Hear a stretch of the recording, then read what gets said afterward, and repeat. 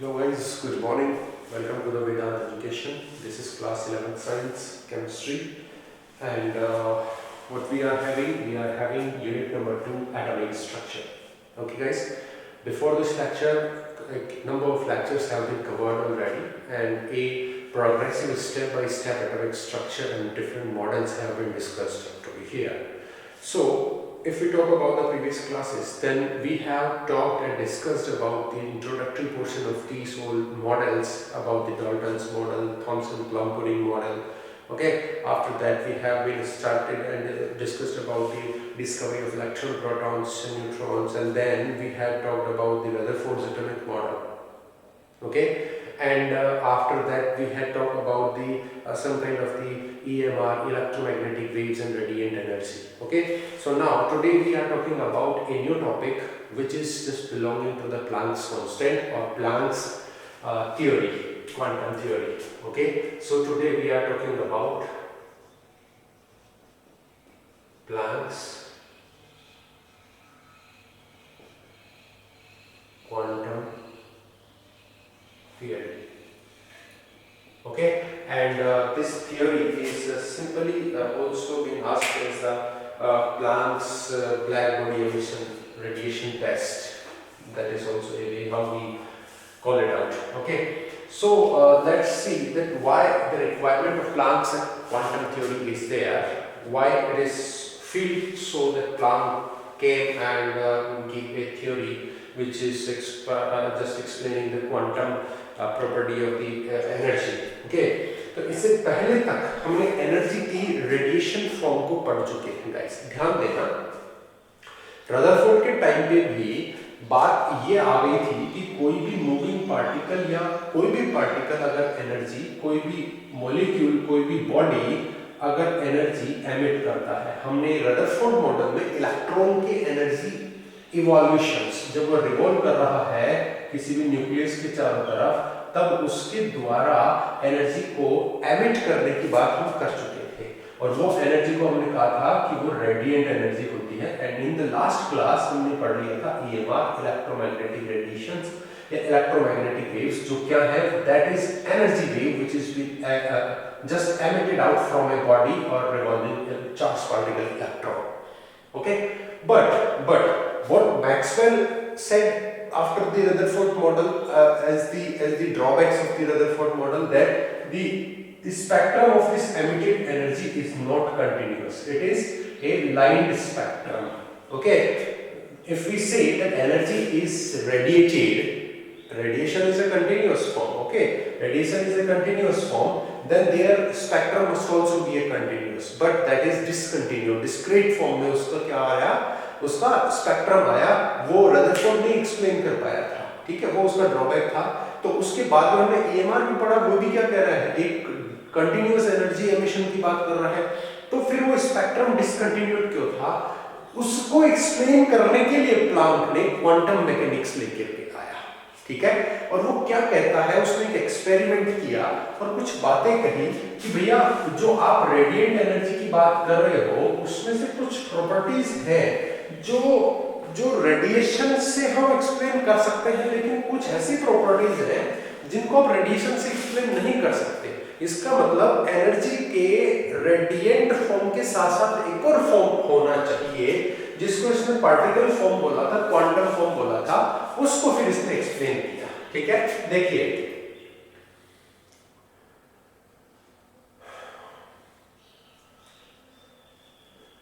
To properties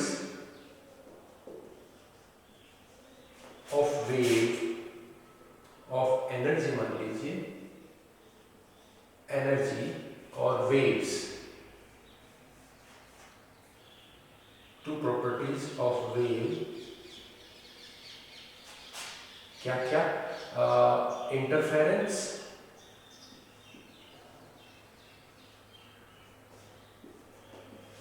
and डिफ्रैक्शंस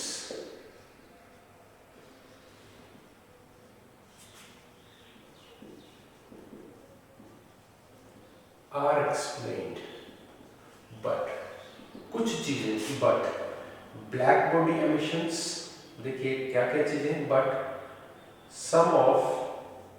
some are not explained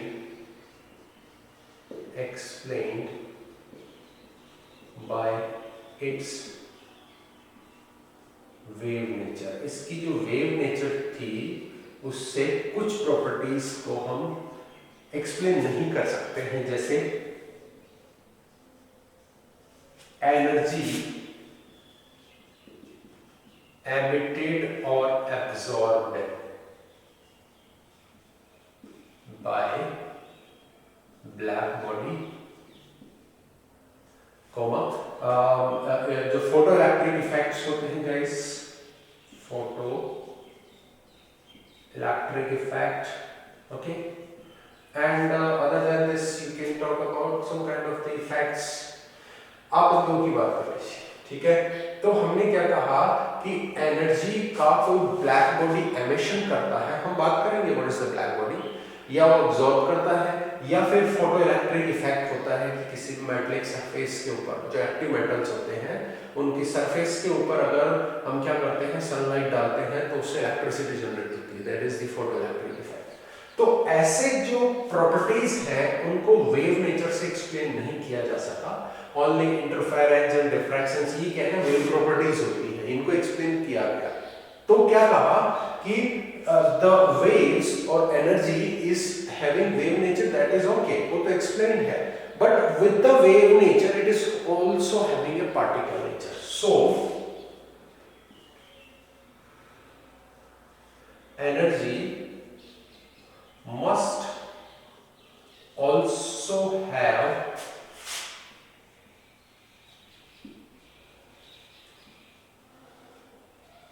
particle nature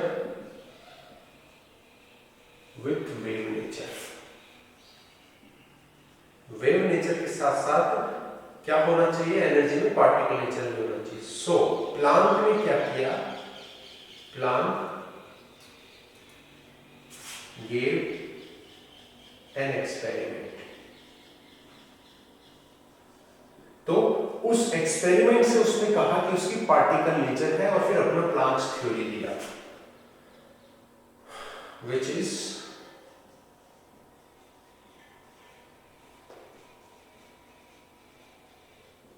Planck's black body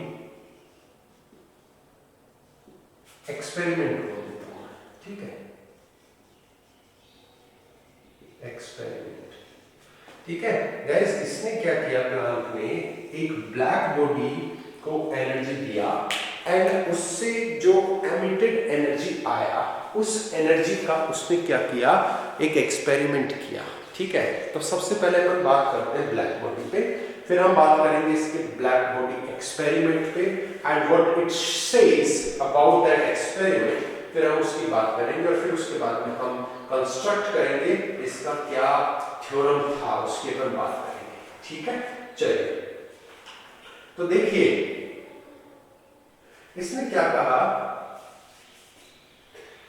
कि अच्छा पहले तो ब्लैक बॉडी की बात करता हूं, what is the black body, ठीक है।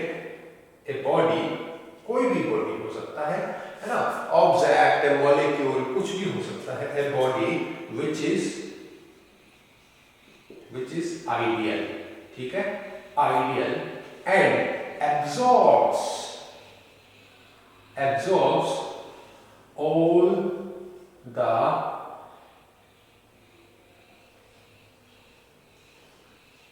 wavelength of given light। ये एक थ्योरी दिमाग में रहती है काफी लोगों के, और काफी ये चीज बताई जाती है, ब्लैक बॉडी मतलब black object. No, that is not a true thing. इसका आइडियली डेफिनेशन क्या होता है ब्लैक बॉडी का, कि ए ऑब्जेक्ट और body which absorbs all the kind of the light और wavelength which is being just imparting on that, okay. उसके ऊपर आप जिस भी टाइप का रेडिएशन एनर्जी डालेंगे वो उसको एब्सॉर्ब कर लेगा। जैसे आप लोग सुनते होंगे, पढ़े होंगे 10th तक कि व्हाइट कलर जो होता है that reflects all the kind of the wavelength of the energy, वो सभी वेवलेंथ को रिफ्लेक्ट करता है, दैट्स व्हाई गर्मियों में व्हाइट कपड़े में गर्मी कम लगती है। I think you have heard it already in the previous classes. Okay, and in the vice versa, that black objects absorbs all the kind of the energy or wavelength. Okay, इसीलिए क्या होता है, black object ज्यादा गर्म होता है, ज्यादा गर्मी लगती है उसमें. ठीक है, तो black object is not ideal definition. Ideal definition is that object which could be black or anything, which absorbs all the kind of wavelength or energy, is known as the black body. So what he did, what Planck did, Planck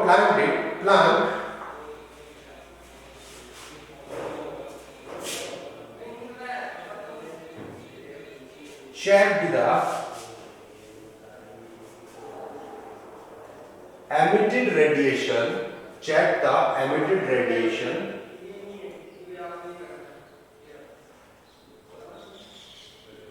from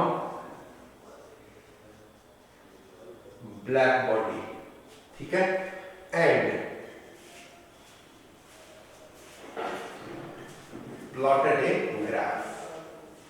ठीक है, और उसने क्या किया, एक graph plot किया. किस किस चीज के बीच में ग्राफ प्लॉट किया उसने ग्राफ प्लॉट किया उस रेडिएशन के इंटेंसिटी एंड वेवलेंथ के बीच में. ठीक है, उसने ग्राफ प्लॉट किया उस रेडिएशन की इंटेंसिटी और उसकी वेवलेंथ के बीच में, between intensity and wavelength. Okay, what he obtains, what was the graph? देखिए, ग्राफ से फिर उसने क्या किया, this kind of the graph, and this is the intensity and this is wavelength. Okay, see what happens in the graph. Here you see the wavelength. If we are just getting towards the decreasing wavelength, क्योंकि आप इधर से इधर आओगे तो wavelength क्या कर रहा है, डिक्रीज कर रहा है. In that case the intensity is increasing. Okay, and after a fixed wavelength, एक fixed wavelength में maximum intensity हुआ और फिर उसके बाद वापस से डिक्रीज हो रहा है.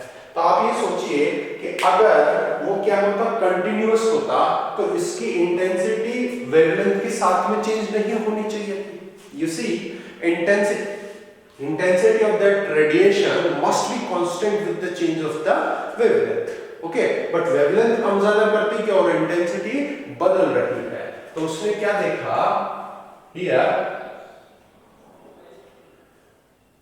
on decreasing the wavelength, on the wavelength decrease,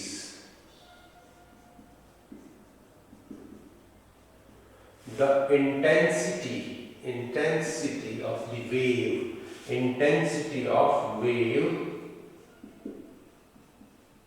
increases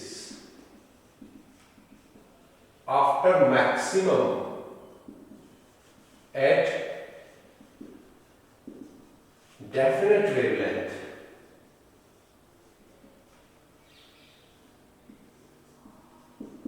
It get decreasing back. ठीक है, so he concluded, तो उसने क्या कंक्लूड किया कि the emitted energy by atom or any particle will not be continue, but it will be discrete form. Yeah, discontinue. Okay, तो ये है प्लांक का black body emission experiment. Okay guys, ये है उसका ब्लैक बॉडी एमिशन. अब आप ये चेक करेंगे कि प्लांक का क्वांटम थ्योरी क्या है. तो उसने यहाँ पे बात बोल दी थी कि भैया वो टुकड़ों में है वो एनर्जी, ठीक है ना, कंटिन्यूअस नहीं है, डिस्क्रीट या डिसकंटिन्यूड फॉर्म में है.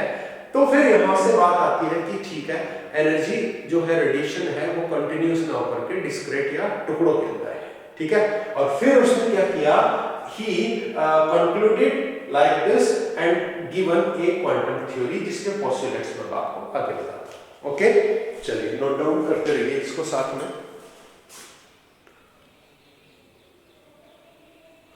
थोड़ा सा, yes, now you see it's okay.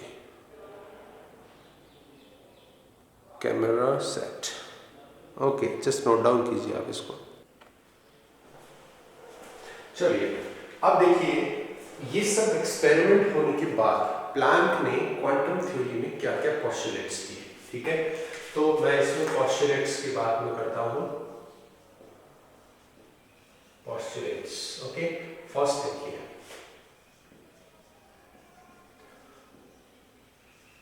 according to him the emitted या absorbed energy won't be continuous, but it will be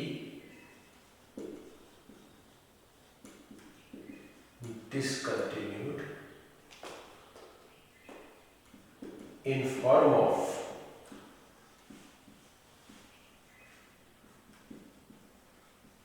small packets of energy। बहुत ध्यान से देखिएगा इस बात को कि इसने क्या कहा कि किसी भी ऑब्जेक्ट मान लीजिए, कोई भी सोर्स मान लीजिए, कोई भी चीज मान लीजिए, वो अगर एनर्जी को एमिट कर रहा है, ठीक है, या वो एनर्जी को एब्जॉर्ब कर रहा है, तो वो क्या होगा, वो जो एमिटेड और एब्जॉर्ब्ड एनर्जी है that will not be continuous, वो कंटिन्यू नहीं होगी, वो क्या होगी, डिसकंटिन्यूड होगी, और छोटे छोटे एनर्जी के पैकेट्स की फॉर्म में हो, ठीक है। फॉर एन एग्जांपल, ये है बॉडी और ये क्या कर रहा है, एमिशन कर रहा है, गाइस ध्यान देना। और अगर ये क्या कर रहा है, एमिशन कर रहा है, तो क्या होगा, ऑल दीज आर रेडिएशंस, ठीक है, ऑल दीज आर रेडिएशंस। ये क्या है, रेडिएशन। और ये जो रेडिएशन है गाइस, ये जो रेडिएशन है वो क्या है, छोटे छोटे पैकेट्स ऑफ एनर्जी है बच्चों, ठीक है ना। What all these are packets of energy. बोलिए, आपको बात समझ में आ रही है क्या, ठीक है। जैसे मान लीजिए सनलाइट, ठीक है, सनलाइट में क्या होता है, एनर्जी होती है, ठीक है ना, एनर्जी होती है। और आप ये देखेंगे कि भैया वो एनर्जी क्या रेडिएशन के थ्रू आ रही है, हाँ, वो एनर्जी रेडिएशन के थ्रू हमारे पास पहुंच रही है। और हमने बोला कि रेडिएशन जो है वो क्या है, EMR, electromagnetic radiation, almost the energy और almost the kind of the waves are the electromagnetic waves which transmitting the energy, जो एनर्जी को ट्रांसमिट कर रही है। तो सनलाइट, विजिबल रेस तो सारी क्या होती है, EMR होती है, ठीक है, इनको किसी मीडियम की आवश्यकता होती नहीं है। तो सन से यहां तक जो एनर्जी आ रही है वो रेडिएशन की फॉर्म में आ रही है, रेडिएंट एनर्जी की फॉर्म में आ रही है। ये क्लियर है बात। और इसने कहा कि भैया एनर्जी कभी भी कंटिन्यूअस नहीं है, डिसकंटिन्यूड छोटे छोटे एनर्जी के पैकेट्स में। इसका मतलब सूरज क्या कर रहा है, एनर्जी के छोटे छोटे पैकेट्स मार रहा है हमारे ऊपर, ठीक है, ये लो एनर्जी, ये लो एनर्जी। अगर कोई भी ट्यूबलाइट जल रही है और वो एनर्जी एमिट कर रही है, तो हमारे सिर के ऊपर छोटे छोटे एनर्जी के पैकेट्स डाल रही है। और इन्हीं एनर्जी के पैकेट्स को क्या कहते हैं, these packets of energy are known as quantum. क्या कहते हैं इनको, क्वांटम कहते हैं। लेकिन अगर आप फोटो एनर्जी की बात, फोटो एनर्जी किसकी होती है, सनलाइट, सन की एनर्जी जो होती है उसको फोटो एनर्जी बोलते हैं। क्यों बोलते हैं, क्योंकि उसको विजिबल लाइट बोलते हैं, उसके आने से हमें दिखता है। तो फोटो मतलब ए थिंग इज विजुअलाइज्ड, इसलिए उसको फोटो एनर्जी अपन कहते हैं, ठीक है। तो जो छोटे छोटे एनर्जी के पैकेट्स को हमने क्वांटम कहा है, उनको in the case of sunlight हम क्या बोल देंगे, फोटो एनर्जी के केस में हम क्या बोल देंगे, उनको फोटॉन्स बोल देते हैं। And in case of sunlight, और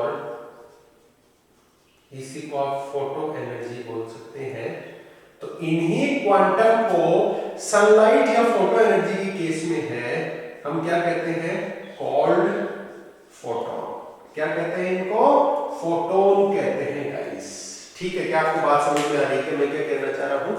तो अब आप बोलेंगे कि सर जो एनर्जी के पैकेट्स आप बोल रहे हो कि सूरज भी दे के मार रहा है, हमारे सिर पे ट्यूबलाइट जल रही है तो वो भी दे के मार रही है, हमें दिख तो कुछ रहा नहीं है ना।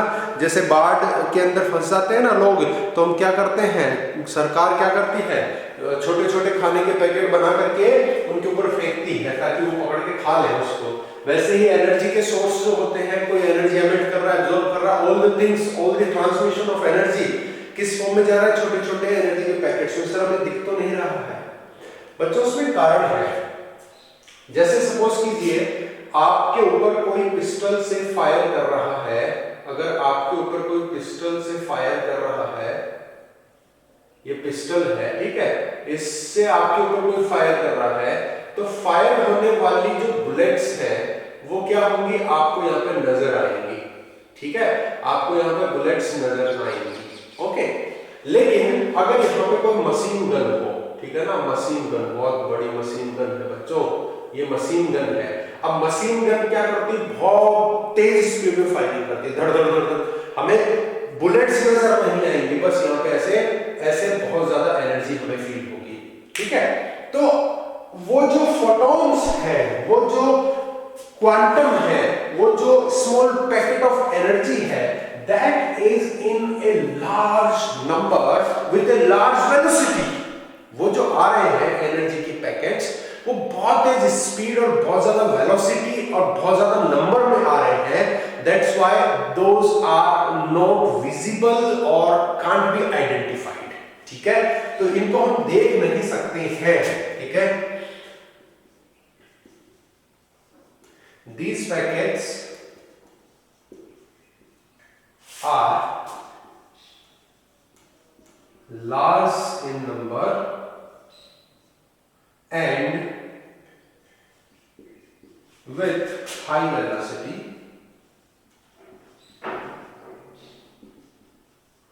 so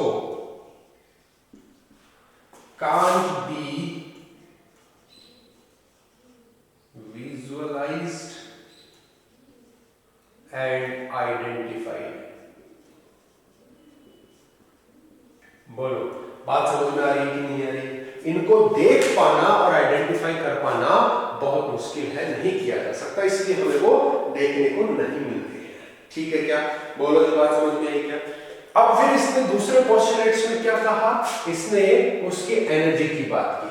जो एनर्जी के छोटे छोटे पैकेट्स हैं, तो उनमें एनर्जी कितनी है हम कैसे कैलकुलेट कर सकते हैं, तो उस एनर्जी आइडेंटिफिकेशन एस्टिमेशन की उसने बात की। ठीक है, कि हर एक क्वांटम की एनर्जी कितनी होती है, ये उसने कैलकुलेट करने की बात कही। ठीक है ना, तो देखिए उसने क्या कहा,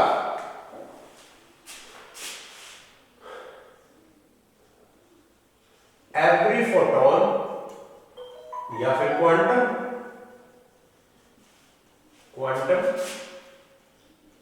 have their definite energy। हर एक फोटोन में, हर एक क्वांटम में उनकी एक एसोसिएटेड एनर्जी होती है, दैट विल बी डेफिनेट। वो क्या होगी, डेफिनेट होगी। ठीक है ना, और आप ये देखिए कि वो जो डेफिनेट एनर्जी है, हाउ मच इज दैट, उसका भी हम ये एस्टिमेशन करेंगे। But this is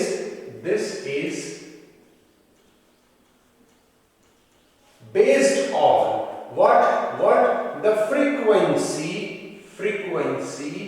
of the associated wave। जिस वेव में वो आपके छोटे छोटे पैकेट्स हैं एनर्जी के, क्वांटम या फोटॉन्स, उस एसोसिएटेड वेव की फ्रीक्वेंसी कितनी है उस पर डिपेंड करती है उस हर एक फोटोन या क्वांटम की energy. And how that is depending that E energy is directly proportional to nu. E equals to energy of quantum and nu is frequency of wave। कौन से वेव की फ्रीक्वेंसी है गाइस? जो wave उस photon से उस quantum से associated है उसकी फ्रीक्वेंसी की बात मैं कर रहा था, ठीक है ना। एंड यहां पे एक क्या आ गया हमारे पास, प्रोपोर्शनैलिटी कांस्टेंट H आ गया है, जिसको हम क्या कहते हैं, प्लैंक्स कांस्टेंट कहते हैं। ओके गाइस, इसको क्या कहते हैं, प्लैंक्स कांस्टेंट कहते हैं, जिसकी value 6.626 into 10⁻⁻31 kilo joules per मोल, या फिर 6.626 into 10⁻⁻34 जूल्स पर मोल होती है। बोलो बात समझ में आ रही है कि नहीं आ रही है ना। बहुत ही सिंपल सी बात बोल रहा हूं मैं, है ना। क्या मैं कह रहा हूं कि वो जो हमने एनर्जी बोली है वो किसकी इक्वल हो गई है, H equals to H nu. Energy का ये फॉर्मूला याद रखना बच्चों, एनर्जी का फॉर्मूला ही याद रखना, क्योंकि हमें एक रिलेशन मालूम है, वेलोसिटी और स्पीड ऑफ लाइट या speed of wave, electromagnetic wave हमने क्या बोली थी बच्चों, डिस्टेंस कवर्ड, जिसको हमने लैम्डा ओवर टाइम पीरियड बोला था। और टाइम पीरियड क्या था बच्चों, टाइम पीरियड क्या होता है, time period is reciprocal of the nu होता है। So I can put nu on over the time period, then I will find that C equals to H nu. और nu को मैं क्या लिख सकता हूं, nu is equals to C over lambda लिख सकता हूं। देखिए ये सारी चीजें याद है आपको, EMR में पढ़ाया था मैंने। So nu equals to C over lambda, then I am putting the value of nu here, then this energy form can also be written as Hc over lambda। बोलो बच्चों लिख सकते हैं कि नहीं लिख सकते। और यहाँ पे C क्या हो गया है, स्पीड ऑफ लाइट कितनी होती है, 3 into 10⁸ मीटर पर सेकेंड होती है कि नहीं होती है। बताओ बच्चों, इसमें आपको कोई प्रॉब्लम है, कोई संशय है, कोई दुविधा है, बताइए। कोई प्रॉब्लम नहीं है। प्रॉब्लम चले तो फिर उसके अगले पोस्टुलेट की तरफ अपन बढ़ते हैं। और अगला और आखिरी पोस्टुलेट उसने क्या कहा है, देखिए कि अगर किसी वेव की या टोटल एनर्जी एमिटेड या ट्रांसमिटेड आप बोलोगे तो कितनी होगी, ठीक है। देखिए जरा, इथे लिख दो, third, the total emitted energy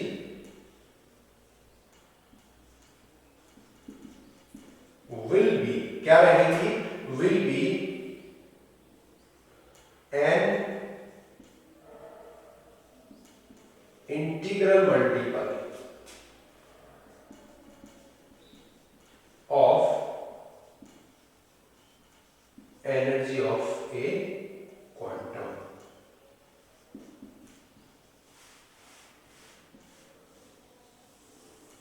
ठीक है, ये है। तो आपको ये कहा गया कि भैया एक क्वांटम की एनर्जी तो आपने बोल दी है कि वो कितनी है, E equals to H nu है, ठीक है, वो E equals to H nu हो गया। लेकिन अगर आपको कहता है कि भैया उसके अलग अलग फॉर्म्स, तो आपने अलग अलग फॉर्म्स बता दिए कि E equals to H nu, E equals to Hc over lambda, all these are the value of energy of one packet which is the quantum।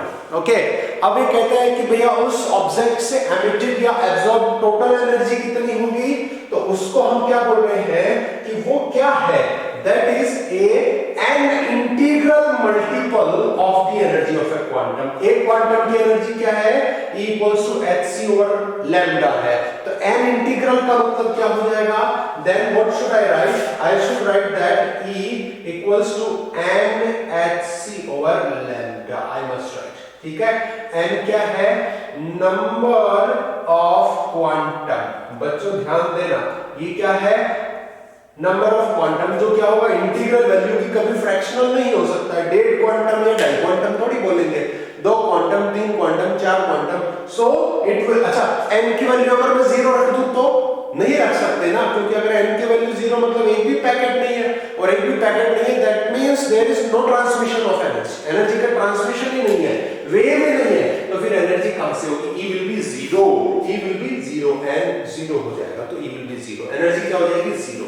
तो टोटल एनर्जी अगर आपको निकालनी हो तो आपको क्या कहना है कि टोटल एनर्जी क्या होगा, n multiple of energy of a photon, ये क्या है, उस फोटोन की एनर्जी है, उससे n मल्टीपल कर दोगे तो उस वेव की टोटल एनर्जी हो जाएगी बच्चों। तो nhc ओवर लैम्डा, आप इसको कर सकते हो, अगर आपको ये देता है किसमें, वेव के लिए देता है फ्रीक्वेंसी की फॉर्म में, then you can write out the formula as E equals to आपके पास h न्यू है, n मल्टीपल कर दीजिए, you can write it like this also, है ना।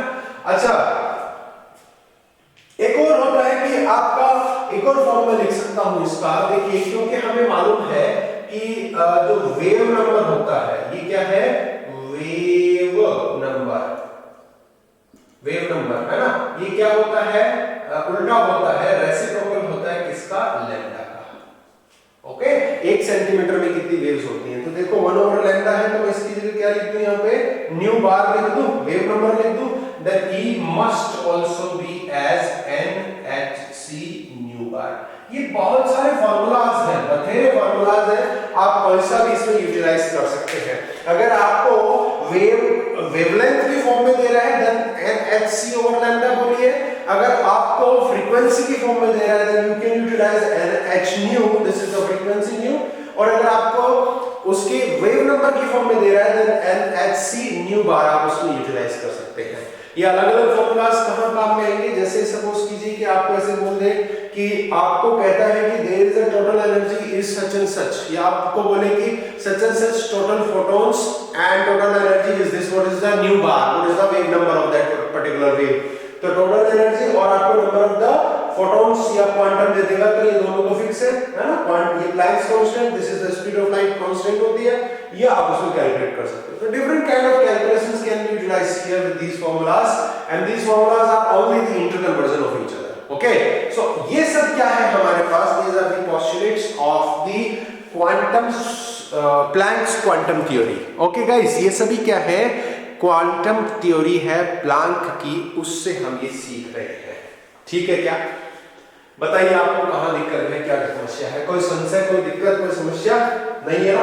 अच्छा, E जो है आपके पास उसका यूनिट क्या लेंगे, कुछ भी ले सकते हैं, बाबा बच्चों, E एनर्जी तो जूल में, किलो जूल में, अर्ग में है, कुछ भी ले सकते हो, उसको आप इलेक्ट्रॉन वोल्ट में कन्वर्ट कर सकते हैं, कई सारी उसकी यूनिट्स होती है। ओके, तो चलिए अब मैं आपको इसमें एक आध क्वेश्चंस की प्रैक्टिस भी करवा देता हूं, और वो किस टाइप के क्वेश्चंस हैं, इसी के ऊपर प्लैंक्स क्वांटम थ्योरी के ऊपर बेस्ड क्वेश्चंस हैं, उनके ऊपर कुछ प्रैक्टिस कर लेते हैं, ठीक है।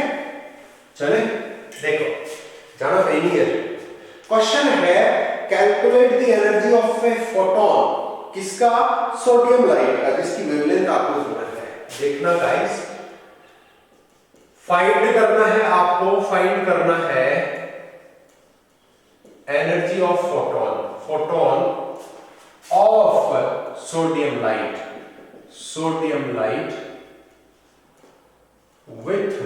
with lambda equals to, lambda क्या है, वेवलेंथ गिवन है आपको 5.862 into 10 base power minus 16 meter, 10 base power minus 16 metre wavelength आपको गिवन है, और आपको क्या कह रहा है कि उस फोटोन की एनर्जी पता कीजिए बच्चों, और वो आप पता कर सकते हैं बहुत आसानी से।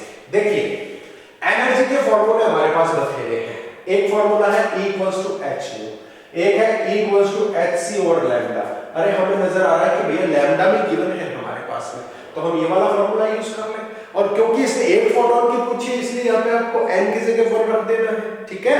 तो देखिए हमारे पास फॉर्मूला क्या है, E equals to nhc over lambda है, जैसा कि हमें मालूम है इक्वल्स टू 1 फोटोन, तो n की वैल्यू क्या हो गई हमारे पास 1, then I am just writing hc over lambda. h का फिक्स है कितना है 6.626 into 10 to power -34 जूल्स होता है ना। यहाँ पे लिखा हुआ भी होगा ये रहा जूल में, ये रहा -34 और किलो जूल में -31।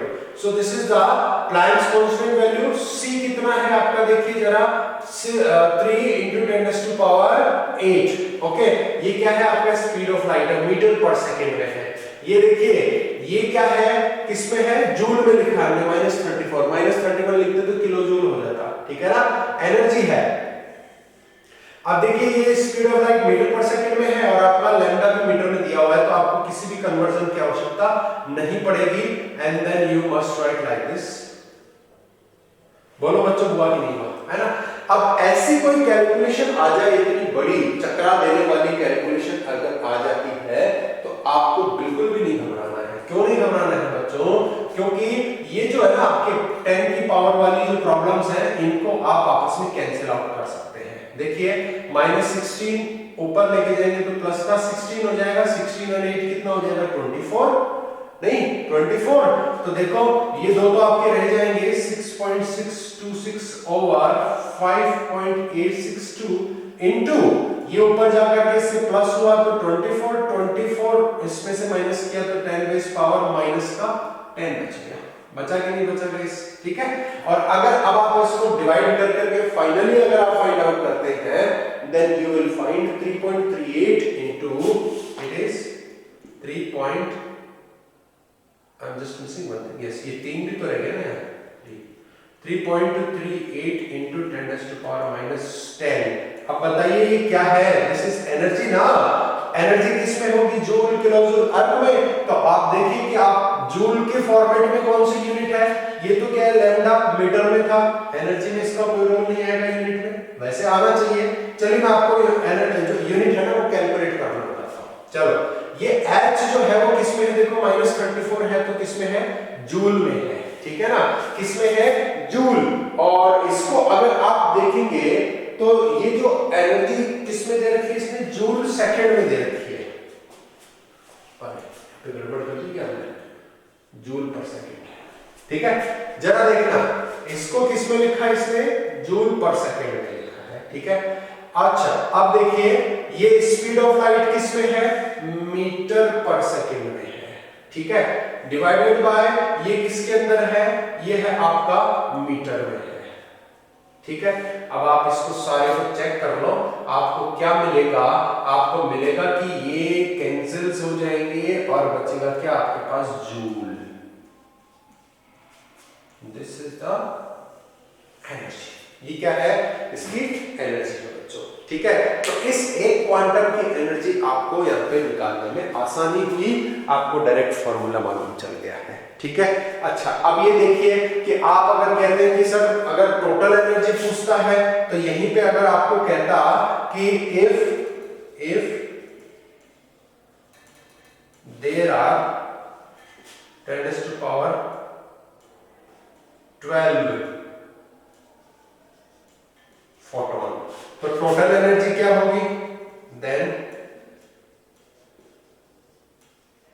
टोटल एनर्जी इक्वल्स टू क्या हो जाएगी, n मल्टीपल क्या था, n इंटीग्रल से मल्टीपल कर देना है किसको, एनर्जी ऑफ ए फोटोन को, ठीक है ना। तो n into energy of a photon जो हम निकाल चुके हैं ना बच्चों, n की वैल्यू कितनी दी है इसने, कितने फोटोन दे रहे हैं, 10 to power 12 into energy of a photon कितनी आ गई हमारे पास, 3.38 into 10 to power -10 joules. Solve कर लीजिए, -10 प्लस 12 कितना बचा, 2, तो 3.38 into 10 to power 2 joule. What it is, the total energy of the wave जिसका लैम्डा वेवलेंथ तो ये है और टोटल फोटोन उसमें कितने हैं, 10 to power 12 फोटोन उसमें है, उसकी टोटल एनर्जी कितनी होगी बच्चों, इतनी वो रेडिएट करेगी, इतनी एनर्जी को एमिट करेगी। ओके, तो ऐसे करके आप बहुत सारे क्वेश्चंस को चेंज कर करके अच्छे से सोल्व आउट कर सकते हैं। So this is all about the Planck's quantum theory and I hope कि आप क्वेश्चंस कर सकते हैं. आपको वेलोसिटी, आपको लैम्डा, आपको फ्रीक्वेंसी, वेव नंबर या फिर आपको एनर्जी ऑफ ए फोटोन और टोटल एनर्जी किसी भी टाइप की calculation they. I hope you will be very comfortable with the solving that one. Okay, चलिए, thank you very much for the today's lecture. This is enough for today, and we will meet again in the next lecture with the next topic, which is Bohr's atomic model. Very interesting model and the greatest model for the current time. Okay, चलिए, thank you very much.